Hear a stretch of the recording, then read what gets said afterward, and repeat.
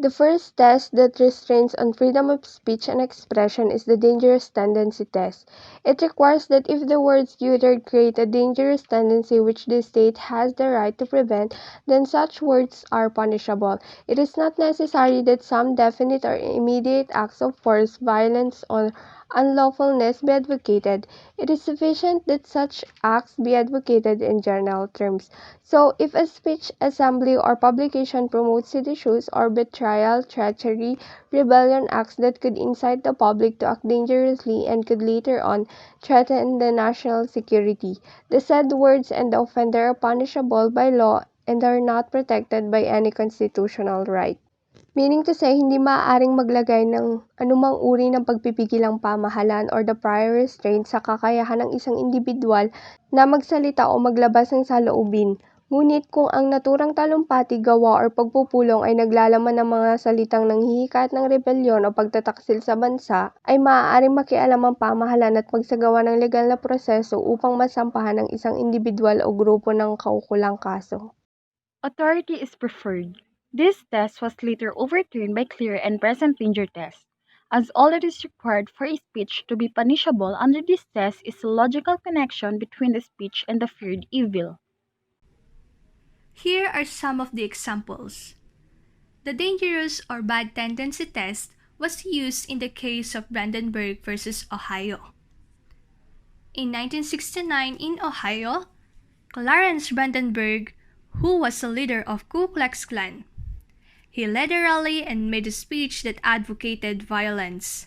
In his speech, he said, "We're not a revengeant organization, but if our president, our Congress, our Supreme Court continues to suppress white Caucasian race, it's possible that there might have to be some revengeance taken."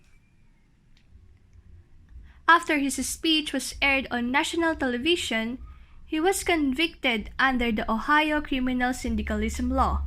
The Ohio Criminal Syndicalism statute made it illegal to advocate crime, sabotage, violence, or unlawful methods of terrorism as means of accomplishing industrial or political reform.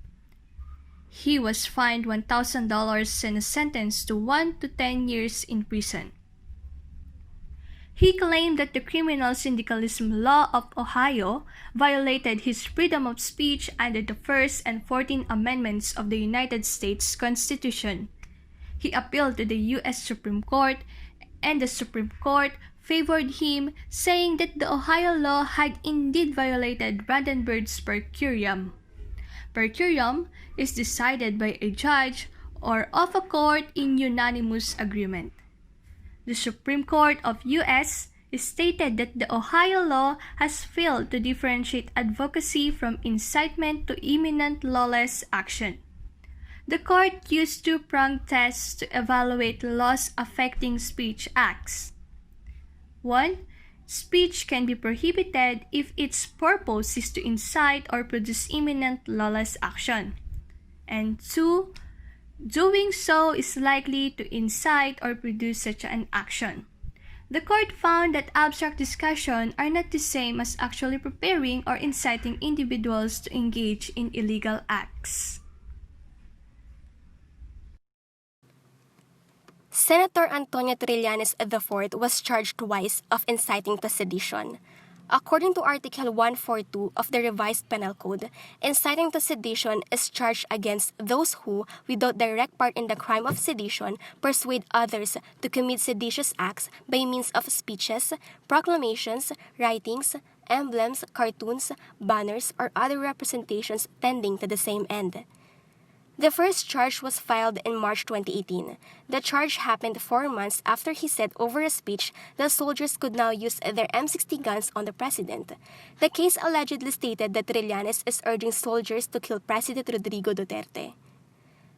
The second charge is for the statement he made during the peak of his legal battle over his amnesty last year. The Duterte's allies accused him of encouraging the public to overthrow the government. Although Trillanes' statement did not contain any words pertaining to the ousting of Duterte, Senior Deputy City Prosecutor Dolores Rilera still charged the senator with inciting to sedition. Another case, the dangerous tendency test, was used by the Department of Justice. is when they charge Rodel Jaime of inciting to sedition for creating a website alleged to have spread videos damaging to the family of the current president. Metrobolita.net, the domain that Jaime created, did not produce the videos, but the National Bureau of Investigation said it significantly spread the videos, even though the Metrobolita was not the original uploader.